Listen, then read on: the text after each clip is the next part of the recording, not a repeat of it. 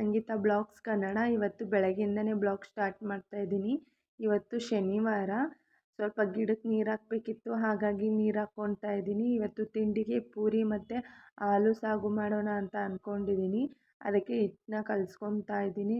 1 cup ಮೈದಾ, 1.5 ಕಪ್ಪಷ್ಟು ಗೋಧಿ ಹಿಟ್ಟು ತಗೊತಾ ಇದ್ದೀನಿ. ಚೆನ್ನಾಗಿ ಮಿಕ್ಸ್ ಮಾಡಿಕೊಂಡು ಉಪ್ಪು ಹಾಕ್ಕೊಂಡು ನಾದ್ಕೊತಾ ಇದ್ದೀನಿ. ಲಾಸ್ಟಿಗೆ ಸ್ವಲ್ಪ ಎಣ್ಣೆ ಹಾಕ್ಕೊತಾ ಇದ್ದೀನಿ. ನಂತರ ಇವಾಗ ಆಲೂ ಪೂರಿ ಮಾಡೋದು ಹೇಗೆ ಅಂತ ನೋಡೋಣ ಬನ್ನಿ. ನಾನು ಸಿಪ್ಪೆ ತೆಗ್ದು ಉಪ್ಪಾಕಿ ಬೇಯಿಸ್ಕೊಂಡು ಇಟ್ಕೊಂಡಿದ್ದೀನಿ, ಮ್ಯಾಶ್ ಮಾಡ್ಕೊಂಡಿದ್ದೀನಿ ಸ್ವಲ್ಪ. ಹಾಗೆ ಒಂದು 5ರಿಂದ 6 ಹಸಿಮೆಣ್ಸಿನ್ಕಾಯಿ, ಬೇಯಿಸ್ಕೊಂಡಿರೋ ಬಟಾಣಿ ಮತ್ತು ಈರುಳ್ಳಿ ಒಂದು 3, ಒಂದು 2 ಟೊಮೆಟೊ, ಆಮೇಲೆ ಕೊತ್ತಂಬರಿ ಸೊಪ್ಪು, ಆಮೇಲೆ ಕರಿಬೇವು, ಇಷ್ಟು ಬೇಕಾಗುತ್ತೆ. ಮೊದಲಿಗೆ ಒಂದು ಪ್ಯಾನ್ ಇಟ್ಕೊಂಡು ಒಂದು ಪ್ಯಾನಿಗೆ ಒಂದು 3ರಿಂದ 4 ಟೇಬಲ್ ಸ್ಪೂನಷ್ಟು ಎಣ್ಣೆ ಹಾಕ್ಕೊತಾ ಇದ್ದೀನಿ. ಅದಕ್ಕೆ ಈಗ ಒಂದು ಎಣ್ಣೆ ಕಾದ ನಂತರ ಒಂದು ಅರ್ಧ ಟೇಬಲ್ ಸ್ಪೂನಷ್ಟು ಜೀರಿಗೆ ಹಾಕ್ಕೊತಾ ಇದ್ದೀನಿ. ಹಾಗೆ ಅದಕ್ಕೆ ಸ್ವಲ್ಪ ಸಾಸಿವೆನೂ ಹಾಕ್ಕೊತಾ ಇದ್ದೀನಿ. ಸಾಸಿವೆ ಹಾಕ್ಕೊಂಡ್ಮೇಲೆ ಒಂದು ಟೇಬಲ್ ಸ್ಪೂನಷ್ಟು ಕಡಲೆಬೇಳೆ ಹಾಕ್ಕೊತಾ ಇದ್ದೀನಿ.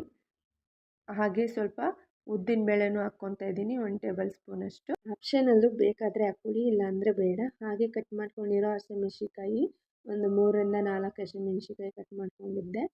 ಹಾಗೆ ಅದಕ್ಕೆ ಸ್ವಲ್ಪ ಕರಿಬೇವಿನ ಸೊಪ್ಪು ಹಾಕ್ಕೊತಾ ಇದ್ದೀನಿ, ಫ್ರೈ ಮಾಡ್ಕೊತಾ ಇದ್ದೀನಿ. ಹಾಗೆ ಈರುಳ್ಳಿ ಹಾಕ್ಕೊತಾ ಇದ್ದೀನಿ. ಒಂದು 2 ಈರುಳ್ಳಿ ಸಾಕು, ನಾನು ದೊಡ್ಡ ಗಾತ್ರದ್ದು ಒಂದು 2 ಈರುಳ್ಳಿ ಹಾಕ್ಕೊಂಡಿದ್ದೀನಿ. ಹಾಕ್ಕೊಂಡು ಹಾಗೆ ಫ್ರೈ ಮಾಡ್ಕೊತಾ ಇದ್ದೀನಿ. ಬ್ರೌನಿಷ್ ಕಲರ್ ಆಗೋವರೆಗೂ ಫ್ರೈ ಮಾಡ್ಕೊಳ್ಳಿ.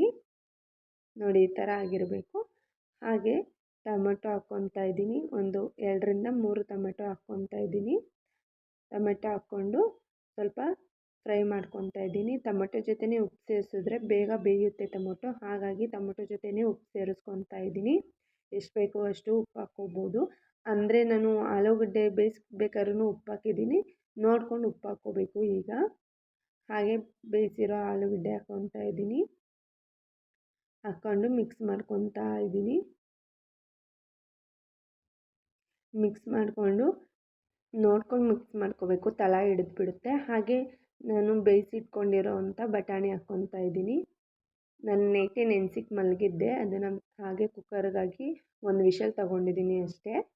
ಹಾಕ್ಕೊಂಡು ಹಾಗೆ ಬಾಡಿಸ್ಕೊಂಡು ಸ್ವಲ್ಪ ಅರಿಶಿನ ಹಾಕ್ಕೊತಾ ಇದ್ದೀನಿ. ನೋಡ್ಕೊಂಡು ಹಾಕ್ಕೊಳ್ಳಿ, 1 ಟೀ ಸ್ಪೂನಷ್ಟು ಸಾಕಾಗುತ್ತೆ. ಹಾಕ್ಕೊಂಡು ಹಾಗೆ ನೀರು ಹಾಕ್ಕೊತಾ ಇದ್ದೀನಿ. ನಾನು ಸ್ವಲ್ಪ ಗಟ್ಟಿನೇ ಮಾಡ್ತೀನಿ, ಪೂರ್ತಿಯಾಗಿ ತೆಳು ಮಾಡಲ್ಲ. ಒಂದು ಚಿಕ್ಕ ಲೋಟದಲ್ಲಷ್ಟು ನೀರು ಸಾಕಾಗುತ್ತೆ. ಹಾಗೆ ಸ್ವಲ್ಪ ಕೈ ಆಡಿಸ್ಕೊತಾ ಇದ್ದೀನಿ. ನೀರು ನಿಮಗೆ ಹೇಗೆ ಬೇಕೋ ಹಾಗೆ ಹಾಕ್ಕೊಳ್ಳಿ. ಹಾಗೆ ಲಾಸ್ಟಿಗೆ ಕೊತ್ತಂಬರಿ ಸೊಪ್ಪನ್ನ ಹಾಕ್ಕೊತಾ ಇದ್ದೀನಿ. ಹಾಕ್ಕೊಂಡು ಮಿಕ್ಸ್ ಮಾಡ್ಕೊತಾ ಇದ್ದೀನಿ ಎಲ್ಲ.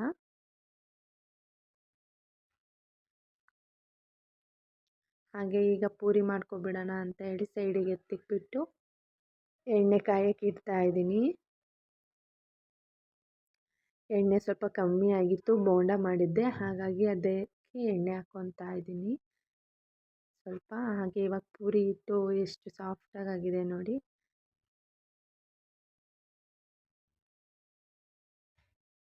ಮತ್ತೆ ಮಿತ್ಕೊತಾ ಇದ್ದೀನಿ, ಮತ್ತು ಅದು ಇನ್ನೂ ಸಾಫ್ಟಾಗಿ ಬರುತ್ತೆ, ಪೂರಿ ಉಬ್ಬುತ್ತೆ. ಹಾಗಾಗಿ ಎಲ್ಲ ಮಿತ್ಕೊತಾ ಇದ್ದೀನಿ. ಚೆನ್ನಾಗಿ ನಾದ್ಕೊಂಡ್ರೇ ಪೂರಿ ಸಾಫ್ಟಾಗಿ ಉಬ್ಬೋದು. ಮಾಡ್ಕೊಬಿಡೋಣ ಪೂರಿ ಅಂತ ಹೇಳಿ ಮಾಡ್ಕೊತಾ ಇದ್ದೀನಿ. ಎಣ್ಣೆ ಕಾಯ್ತಾ ಇದೆ, ಹಾಗಾಗಿ ಎಲ್ಲ ಮಾಡ್ಕೊತಾ ಇದ್ದೀನಿ ಬೇಗ.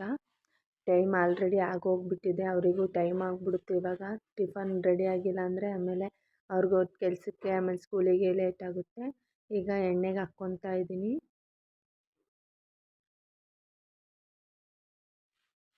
ನೋಡಿ ಪೂರಿ ಹೇಗೆ ಉಬ್ತಿದೆ. ನನಗೆ ಈ ಥರ ಉಬ್ಬಿರೋ ಪೂರಿನ ತಿನ್ನೋಕ್ಕೆ ತುಂಬ ಇಷ್ಟ. ನನಗೆ ಇಷ್ಟೇ ಉಬ್ಬಬೇಕು. ಎಣ್ಣೆ ತುಂಬ ಕಾದಿದೆ, ಹಂಗಾಗಿ ಸ್ವಲ್ಪ ಕಲರ್ ಬಂದುಬಿಟ್ಟಿದೆ, ಬೆಂದೋಗಿರೋ ಥರ.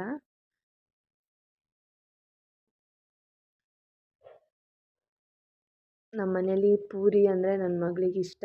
ಪೂರಿ, ಈ ಬಿಸಿಬೇಳೆಬಾತು ಇಂಥದ್ದೆಲ್ಲ ತುಂಬಾ ಚೆನ್ನಾಗಿ ತಿಂತಾಳೆ. ಅವರಿಗೆ ಮಾಡಿಕೊಡೋದೇ ನನ್ನ ಕೆಲಸ ಆಗಿಬಿಡುತ್ತೆ. ಅವ್ರಿಗೇನು ಇಷ್ಟ ಅಂತೇಳಿ ಅವ್ರಿಗೆ ಕೊಟ್ಟು ನನಗೇನು ಇಷ್ಟ ಅನ್ನೋದೇ ನಾನು ಮರ್ತೋಗ್ಬಿಟ್ಟಿರ್ತೀನಿ. ಇವಾಗ ಪೂರಿ ರೆಡಿಯಾಗಿದೆ, ಹಾಗೆ ಅವರಿಗೆ ಹಾಕ್ಕೊಟ್ಬಿಡೋಣ ಅಂತೇಳಿ ಹಾಕ್ಕೊಡ್ತಾ ಇದ್ದೀನಿ. ಅವ್ರಿಗೆ ಸ್ವಲ್ಪ ಲೇಟಾಗಿದೆ, ಹಾಗಾಗಿ ನೋಡಿ ಎಷ್ಟು ಚೆನ್ನಾಗಿದೆ ಕಾಂಬಿನೇಷನ್ ಪೂರಿ ಆಲೂ ಸಾಗು.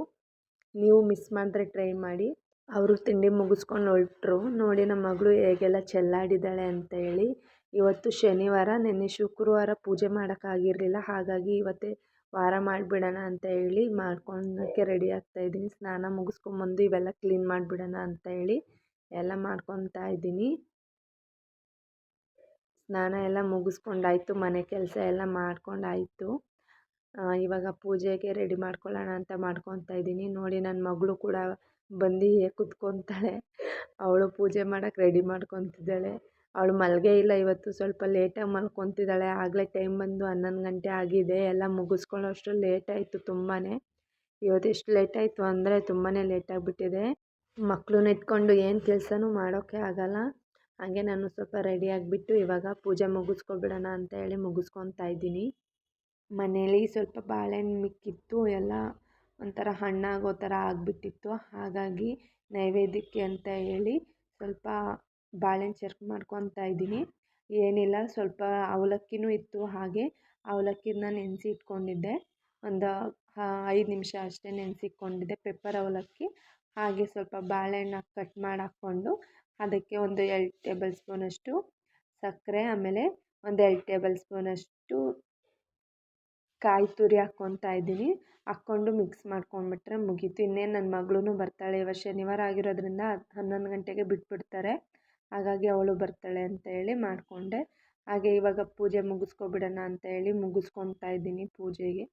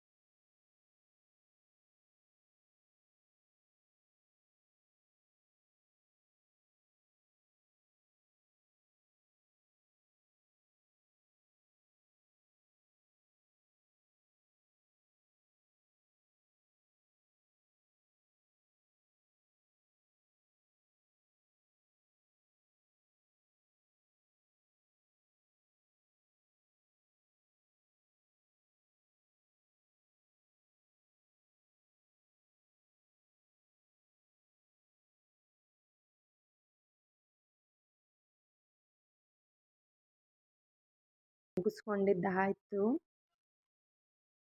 ಈಗಷ್ಟೇ ಎಲ್ಲ ಕೆಲಸ ಮುಗೀತು. ಬೆಳಗಿಂದ ಏನೇನು ಮಾಡಿದೆ ಅಂತ ನನಗೆ ಗೊತ್ತಿಲ್ಲ. ನಾನು ಬೆಳಗ್ಗೆ 6 ಗಂಟೆಗೆ ಎದ್ದಿದ್ದು. ಇವತ್ತು ತುಂಬ ಲೇಟಾಗಿ ಎದ್ದಿದ್ದೀನಿ, ಯಾಕಂದರೆ ನನ್ನ ಮಗಳು ನೈಟ್ ಈಗ ಮಲ್ಕೊಳ್ಳೇ ಇಲ್ಲ.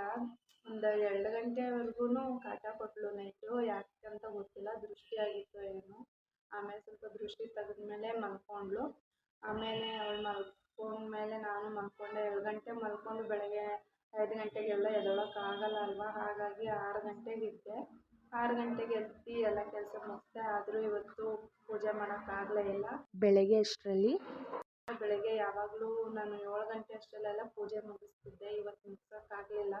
ಇವಾಗ ಟೈಮ್ ಬಂದು 11:30 ಆಗಿದೆ. ನನಗೆ ಆಶ್ಚರ್ಯ ಆಗ್ತಿದೆ. ಇಲ್ಲ ಸಂಜೆ ಮಾಡ್ಕೊಂಡ್ಬಿಡ್ತಿದ್ದೆ.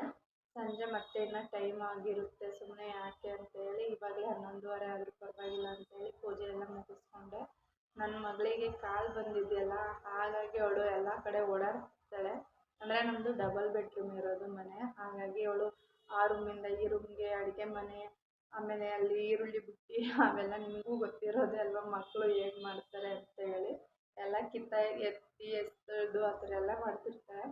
ಅದರಿಂದ ನನಗೆ ಅದನ್ನೆಲ್ಲ ಕ್ಲೀನ್ ಮಾಡಿಕೊಂಡು ಮನೆಯನ್ನೆಲ್ಲ ಒರೆಸ್ಕೊಂಡು ಮಾಡೋದ್ರಿಂದ ತುಂಬಾ ಲೇಟ್ ಆಗುತ್ತೆ. ಹಾಗಾಗಿ ಇವತ್ತು ಇಷ್ಟು ಲೇಟಾಗಿದೆ. ಮತ್ತು ಈಗ ನಮ್ಮ ಹಸ್ಬೆಂಡು ಕೂಡ ಬರ್ತಾರೆ. ನನ್ನ ಮಗಳು ಸ್ಕೂಲಿಂದನೂ ಬರ್ತಾಳೆ. ಅವಳು ಇವತ್ತು ಶನಿವಾರ ಆಗಿರೋದ್ರಿಂದ 11:30ಗೆಲ್ಲ ಸ್ಕೂಲ್ ಬಿಟ್ಬಿಡ್ತಾರೆ. ಇನ್ನೇನು ಅವಳು ಬರ್ತಾಳೆ. ಅವ್ಳಿಗೂ ಇಲ್ಲ ಊಟ ಎಲ್ಲ ಹಾಕ್ಕೊಟ್ಟು ನಾನು ಇವಾಗ ಊಟ ಮಾಡಬೇಕು. ಬೆಳಗಿಂದ ಏನೂ ತಿಂದಿಲ್ಲ, ಈಗ ತಿನ್ನಬೇಕು. ಆಮೇಲೆ ಇನ್ನೇನು ನನ್ನ ಮಗಳು ಮಲಗಿದ್ದಾಳೆ. ಅವಳಿಗೆ ಊಟ ಮಾಡಿಸಿ ಸ್ನಾನ ಮಾಡಿಸಿ ಮಲಗಿಸೋದೇ ನನ್ನ ಕೆಲಸ. ಅವಳಿಗೆ ಮಲಗಿಸ್ಬಿಟ್ರೆ ಸಾಕು, ಮನೆ ಫುಲ್ಲು ಸೈಲೆಂಟಾಗಿರುತ್ತೆ. ಅವಳು ಮಾಡ್ಕೊಬಿಟ್ಟು ಅವಳು ಎದ್ದರೆ ಕೂಡ ಏನಿಲ್ಲ, ಅವಳು ಸೈಲೆಂಟಾಗೇ ಇರುತ್ತೆ. ಎಲ್ಲ ಇರೋ ಜಾಗದಲ್ಲಿ ಏನೂ ಇರಲ್ಲ, ಎಲ್ಲ ನೆಲದ ಮೇಲೆ ಇರುತ್ತೆ ಅಷ್ಟೇ. ಇವತ್ತಿನ ವ್ಲಾಗ್ ಇಷ್ಟೇ. ನಿಮಗೆ ಸ್ವಲ್ಪ ಆದರೂ ಇಷ್ಟ ಆಗಿದರೆ ಪ್ಲೀಸ್ ಒಂದು ಲೈಕ್ ಮಾಡಿ, ಸಬ್ಸ್ಕ್ರೈಬ್ ಮಾಡಿ, ಶೇರ್ ಮಾಡಿ, ಕಮೆಂಟ್ ಮಾಡಿ. Thank you.